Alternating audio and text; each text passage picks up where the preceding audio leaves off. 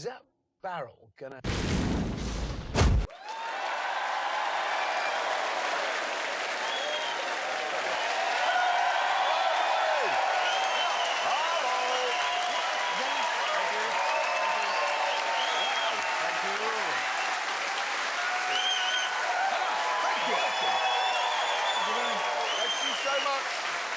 Thank you, and coming up in this incredibly exciting show, a young woman changes a wheel. An older woman drinks some lager.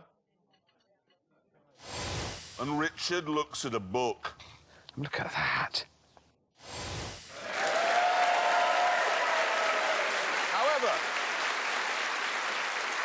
However, we begin with a film from James May, who's in his 80s. What? No, wait, sorry. We begin with a film from James May about the 80s. Yes. Thank you. The 80s, a time of marvellous excess, you know, Gordon Gekko and big shoulder pads and, of course, incredible supercars, the greatest of which, without question, was this one.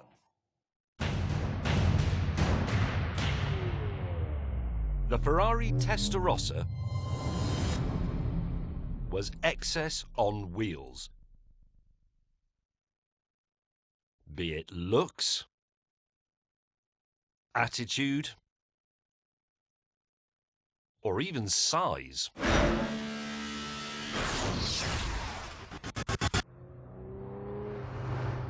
When this car came out, people were absolutely aghast at how wide this car was. I don't mean wide like Del Boy, I mean wide as in width. It was enormous, especially at the back. And it simply oozed charisma from every one of its slatted panels. It was unquestionably the only car that could star in Miami Vice. Go! The price of this car, when it went on sale in 1985, was £62,666. But that is, as I'm sure you know, the number of the beast.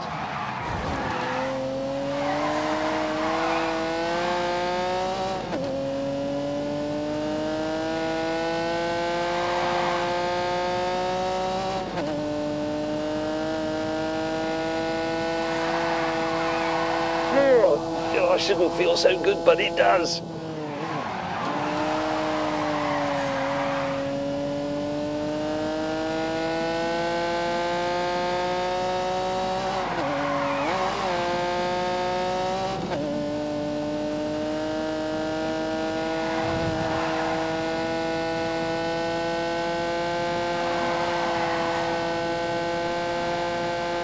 Wow.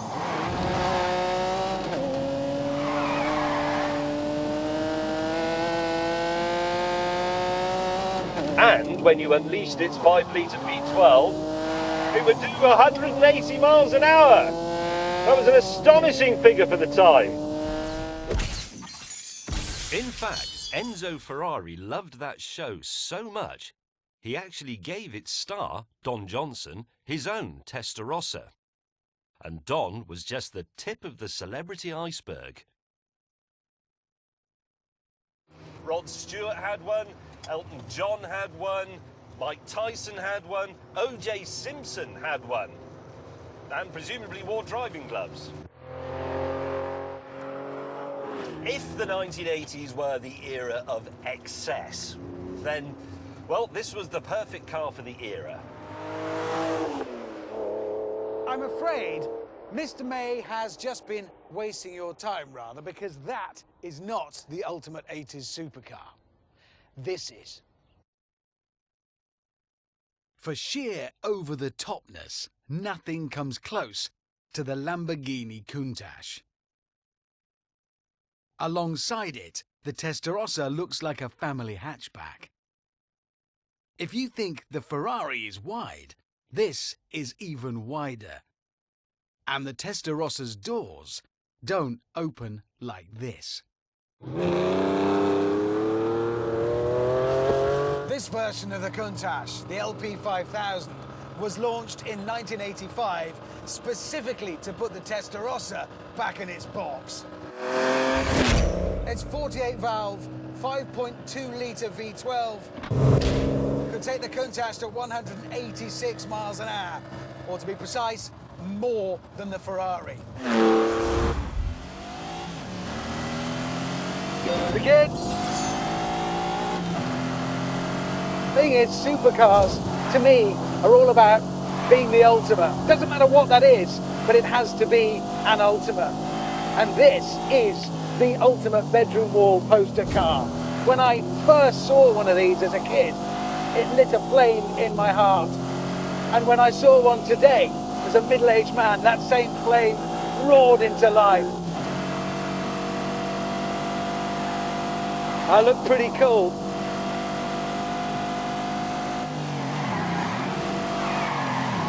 Oh, I was born to do this.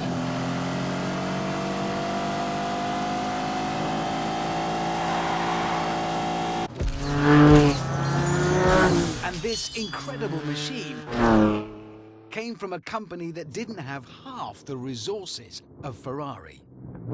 Let me give you an example. This car might look super aerodynamic, like a missile, but in fact, it never saw the inside of a wind tunnel. They couldn't afford to put it in one. So instead, they ran a prototype up and down the motorway with bits of wool stuck all over it. I love that. Oh, hello. Here he comes.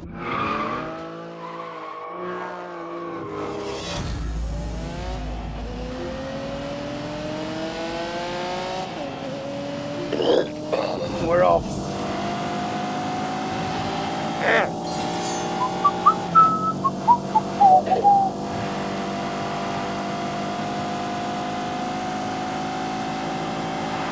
Watch this.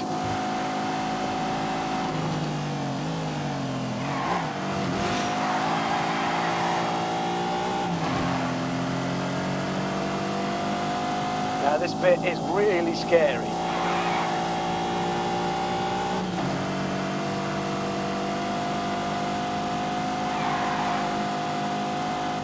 Time to play.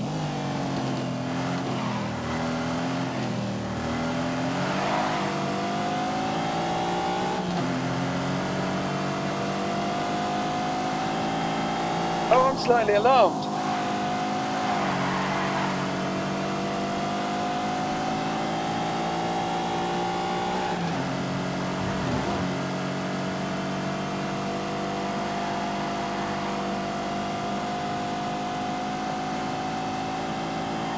Come on, come on, come on.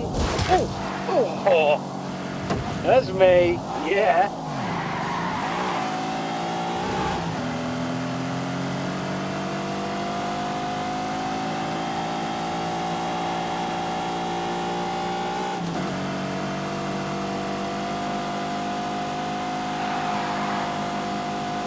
Right, we're all set.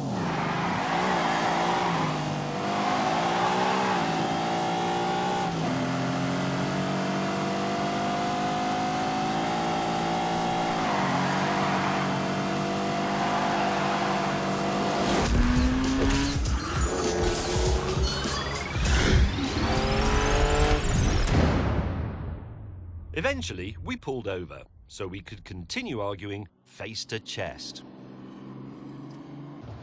Oh, the brakes are brilliant. On the line. Right. Oh, that doesn't help much in there. You can't see behind you, can No, you? I just want to be really accurate, and you can help with that. That's in the way, and that's in the way. That's why the early ones had a periscope. Unable to agree on anything, we decided to take a more intellectual approach by having a drag race. Now, on paper, the Lamborghini is faster, definitely, but as we've already observed, Lamborghini were a bit fast and loose with their performance figures back in the day. So now, finally, we can find out for real.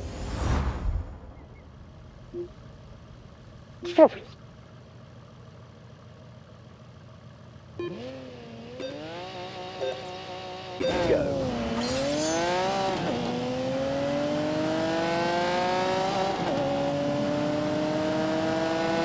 Go faster.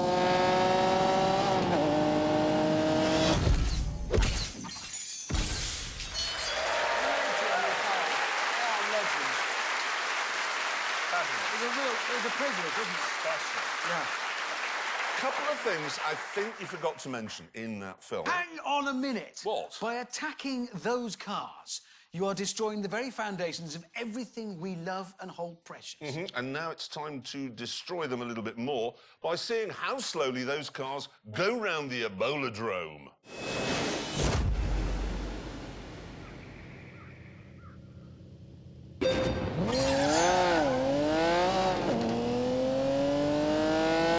And look at that lunging and pitching there as she heads on to the isn't.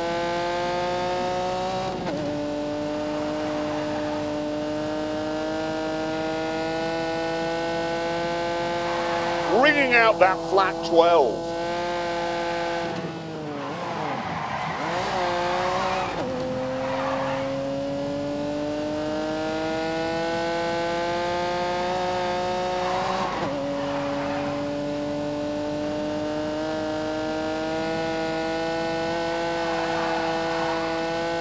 Back towards Old Lady's house. Lumbering towards substation. Just field of sheep to go. And across the line.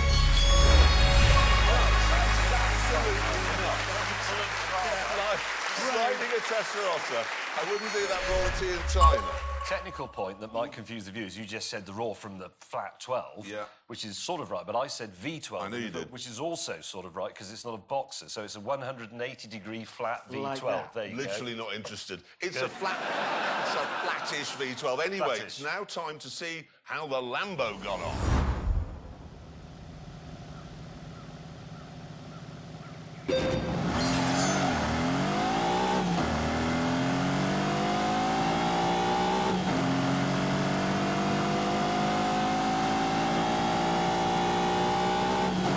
Easing off to the second curve on the straight. Back on the power towards your name here.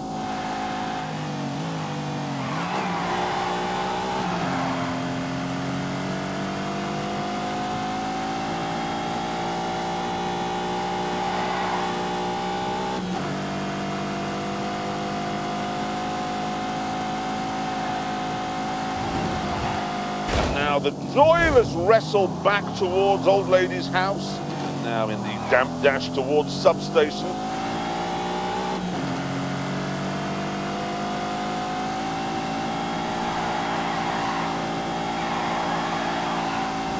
And there we are across the line.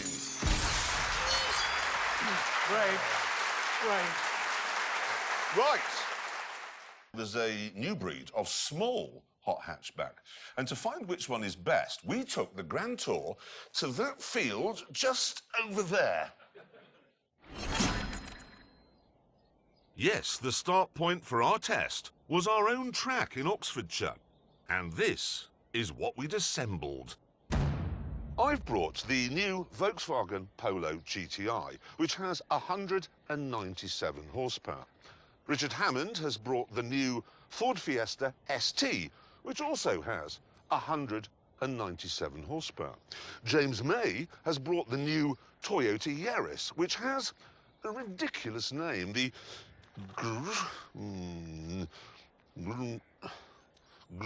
how do you say that? Grimina. It isn't Grimina. There's no at the end. It says Grim. Yours is a brown car. It's not brown. That is brown. Oh, yeah, it is. It isn't. It's mushroom. The cameramen know about colour. Is it brown? It's brown. Definitely brown. It's brown. There you It's go. mushroom. At this point, we decided that instead of arguing about which car was best, we should do some actual tests, starting with a pursuit race. Go.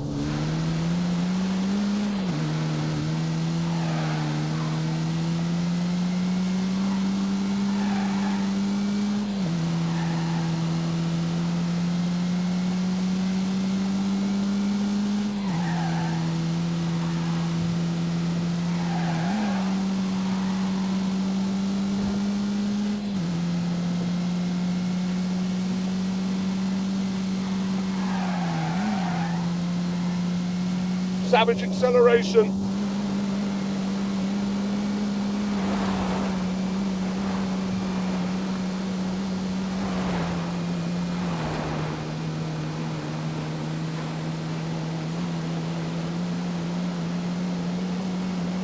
Oh, look at that for a tidy line.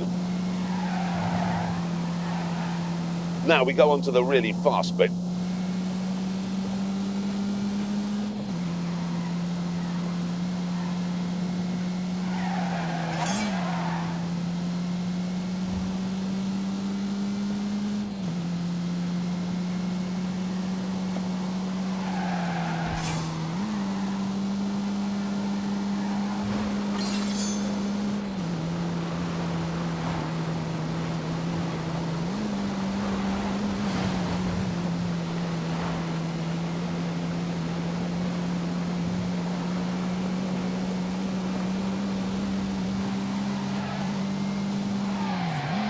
Oh my God.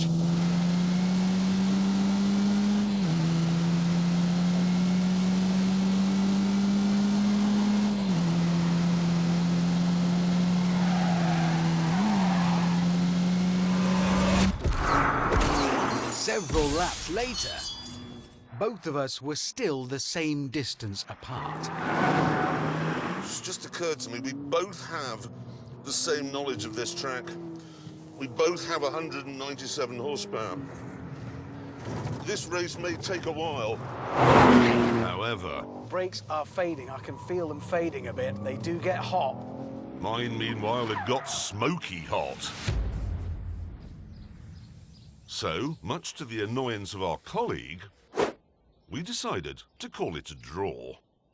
Can I just say, if this was a proper race rather than a catchy-up race, I'd now be in the lead because I treated my car properly and didn't overheat the brakes. Have you heard this? I did hear that. But you don't pause So in in other a words, race. if you drive slowly, you win. Yes, because my brakes aren't overheating. I could still be You going never went round. more than 28 miles an hour. Rubbish! When did you watch a motor race on the television, on Grandstand or whatever? And they said, "Oh, Rather we're just than gonna listen have to any 40 more cars of at May's the time." bizarre theories on motorsport, we decided to move on to the next challenge.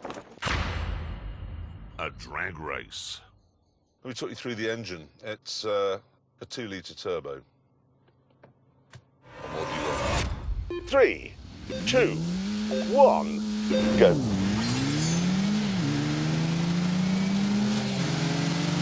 Go!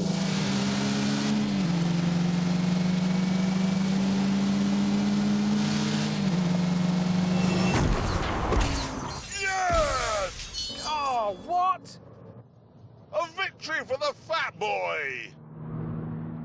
That can only mean that VW have got their figures wrong. Again. This surprising result called for a bit of a debrief. The mushroom-coloured polo The brown VW has won. Actually, I've got to be honest, I am quite surprised by its I'm slightly astonishing surprised. victory. It is really annoying and there's nothing you can do. Because it's heavy. Yes. Yeah, and it's only as powerful as this. The DSG gearbox makes a huge difference. Yeah, the double clutch. I mean, every time you two have to change gear, you lose 20 yards. Well, there's no way can you keep up with that with an Instant. old-fashioned box. No, it's one gear, then another. In this. yes. Oh, hang on. Text from Mr. Willman. You idiots. Nice. Kind. Stop banging on about double clutch gearboxes and lift off oversteer. These cars are supposed to appeal to young people and they have no idea what those things are. The winner of this test will be the car that appeals most to millennials, not old men like you. So what test do we do that young people would be interested? No, wait, I've had an idea. What exactly is a millennial?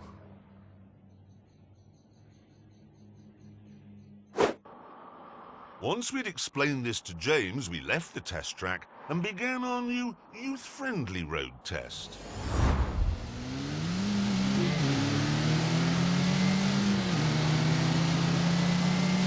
Go.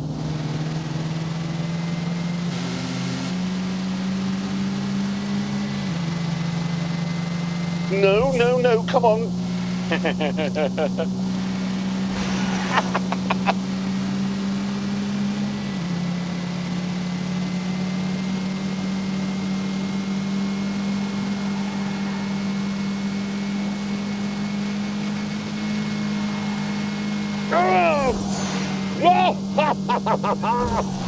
Whoops. Oh, dearie me.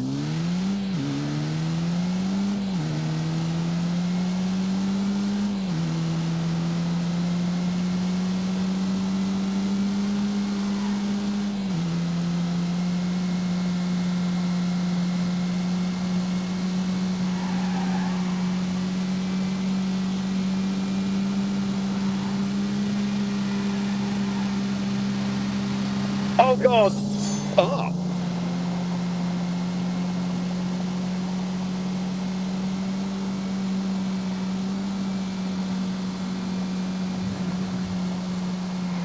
Oh, no. Right, onto the straight.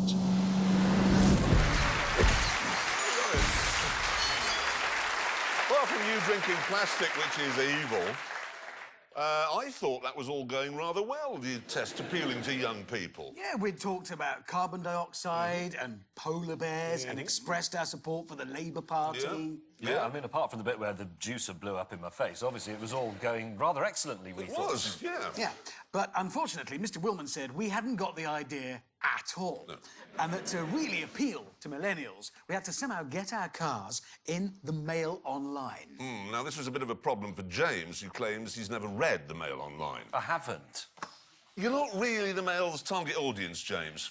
What do you mean by that? Well, you're not a mealy-mouthed, bitter person who believes that everyone who is luckier, better-looking, richer and more talented than you are should be torn to shreds and executed.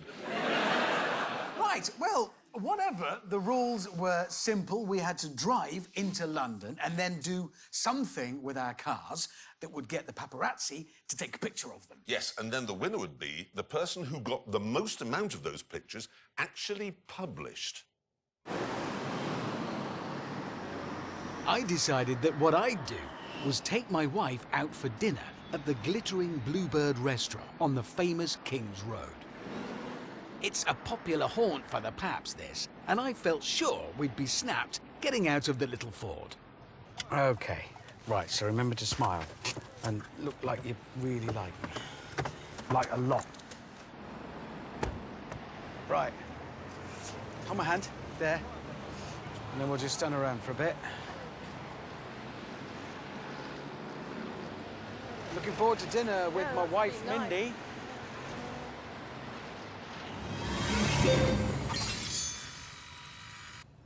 Jeremy, meanwhile, had decided that to get himself noticed, he'd have a puncture and then get a celebrity, like Binky Felstead, to help him mend it. Did you grab the spare wheel? Really?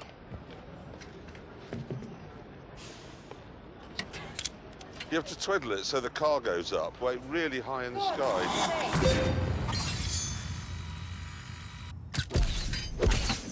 Come on, get back into I'm this. exhausted. James, meanwhile, was driving a car that's never been papped, through a part of London that's never been papped, with his dinner date, historian Mary Beard, who hasn't been papped either. And I'm absolutely delighted. I mean, this has made my month, this. Oh, well, thank you. That's very generous. Meanwhile, back in Chelsea, There's no paps. There's nobody here. No. There's no photographers. It's ridiculous. I've always been photographed here. Look, here I am. And here I am. And here... Oh, she's just a friend from work. with dinner over, the two most unpappable people in history were waiting to be papped.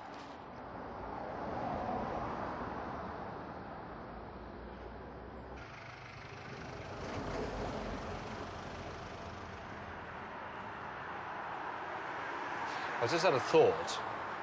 I don't want you to take this the wrong way, but actually the idea of this was to get the car in the paper.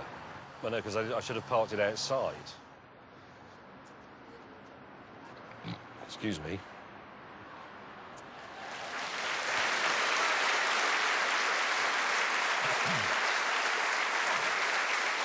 James, Did you burp in front of Mary Beard? I did, I'm sorry, it just fell out. I apologise. And also, I know a lot of people will be thinking, oh, we engineered that. We really genuinely didn't. All you have to do to get papped when you're in our line of work is go into London, do something mildly out of the ordinary, and then they swarm... Well, Or get not round absolutely you. clattered and fall out of a club with no trousers on. Yeah, that's a good way of doing it. Or Anyway... catch pneumonia. Anyway, while... Yes. I've had that a few times. Anyway, listen, while we were waiting to see which one of our antics got into the Mail Online, Mr. Willman came up with another youth-friendly idea. Yep, he said each of us had to take a picture of our car and then see which of us got the most likes of their snap on Instagram. I had done just that. For my Instagram picture, I am not messing about. I've recruited a top photographer, and I'm very excited because he's brilliant. Look at that. His name is David Yarrow. He's one of the world's greatest wildlife photographers, and his plan was to recreate this shot using my car instead of the tiger. So I'm coming in. I think the most important thing is to have energy. It's got to be full, it's got to be dynamic. And that means I think we need water flying up between me and the car. I want to be as close, safety-wise, as you'll allow me to be. Yeah, got your number. Okay.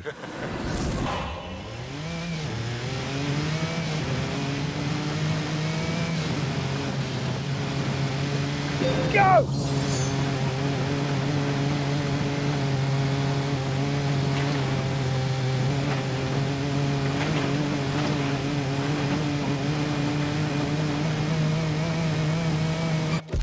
Eventually, my shot was in the can.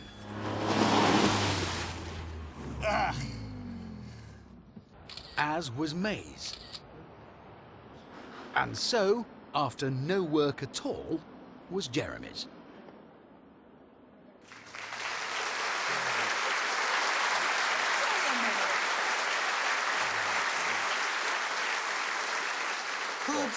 Could you have made any less effort than that challenge? No, you're right. I should have put a puppy in it, because Instagram loves a dog. Yeah. Anyone on Instagram, it's all just dogs, basically. Anyway, with our pictures posted on Instagram, we were all given another challenge to see who could get the most views of their car on YouTube.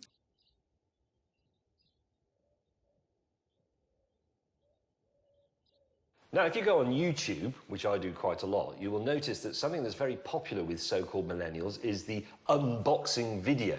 It's usually something like an idle student with nothing better to do, simply taking something they've bought out of the box and talking about it. Hey, what's up? What's going on, everybody? The delivery guys just left, got it here, and haven't even taken it out of the box yet. This bloke is unboxing a new television set he's bought. Oh my God, you guys ready? Look how many hits it's got. The stand is not mounted on it. You'll have to put that on later.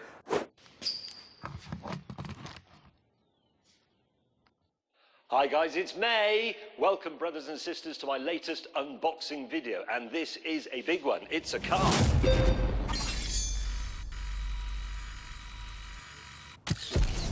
Meanwhile, Jeremy had decided to create a fast show style character called David Souffle.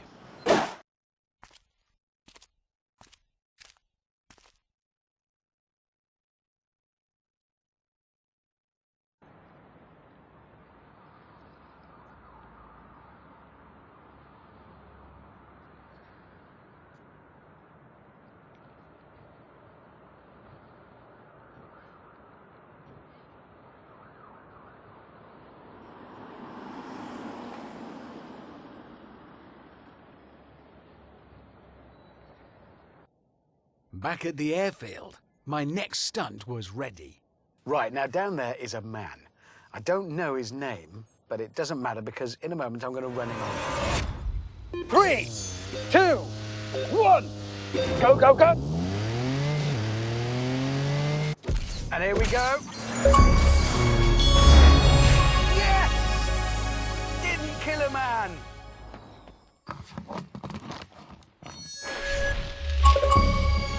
Oh, I like that a lot.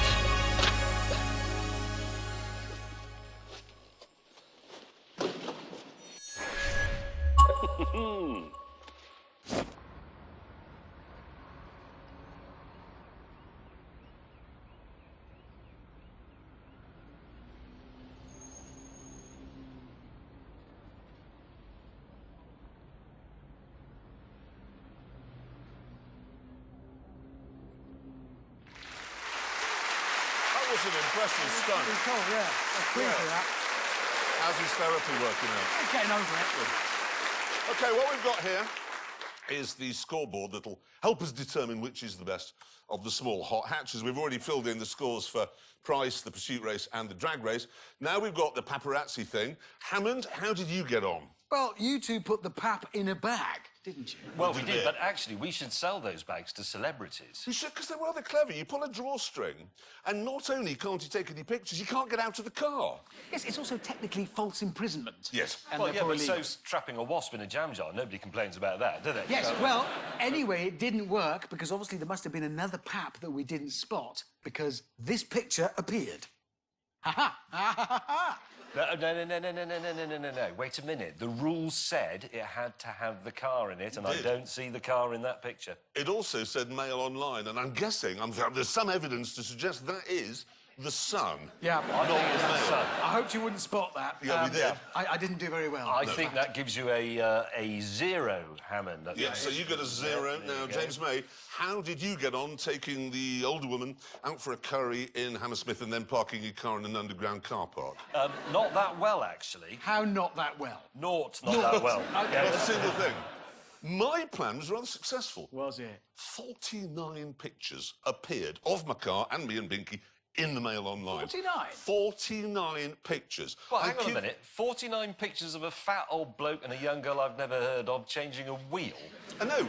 And the extraordinary thing is, I'd like to show you the 49 pictures, but got in touch with the Mail Online yesterday, OK, to say, can we have the pictures?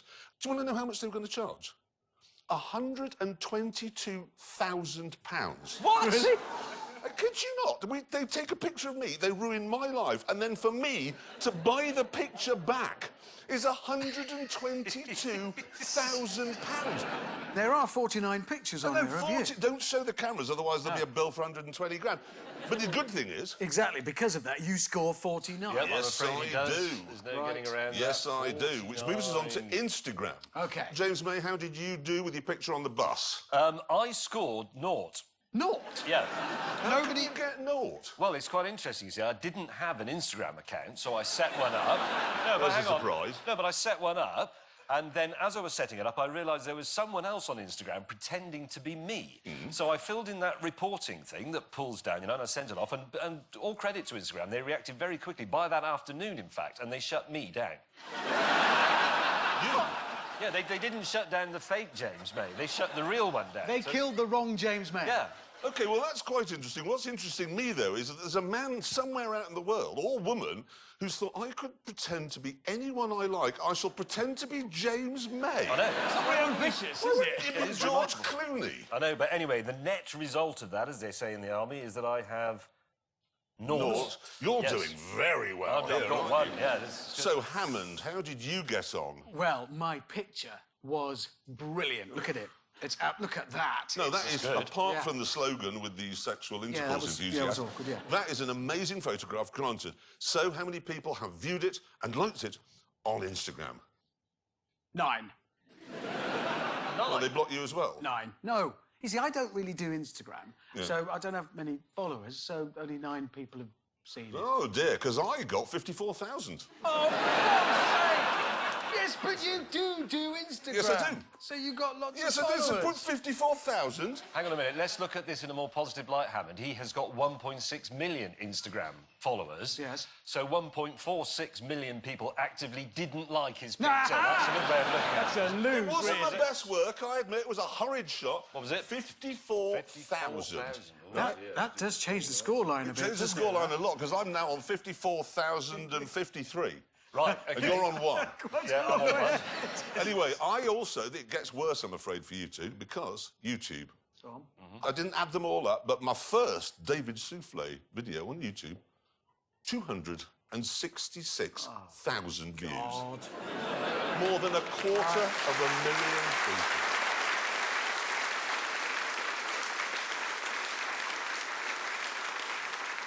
You are ahead now. Yes, I'm just comfortably in the lead, I would say. Yes. So come on, Hammond. 16,800. What, for all that effort? I know! I don't get it either because I gave it a really cool, tempting caption.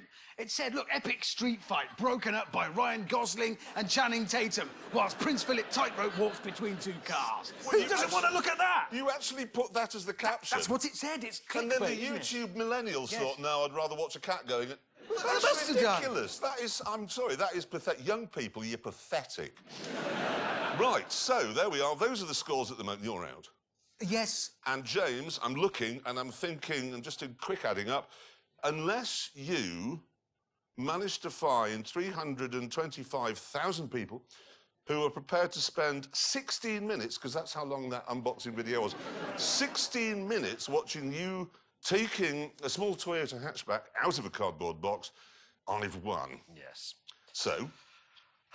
330,000. Out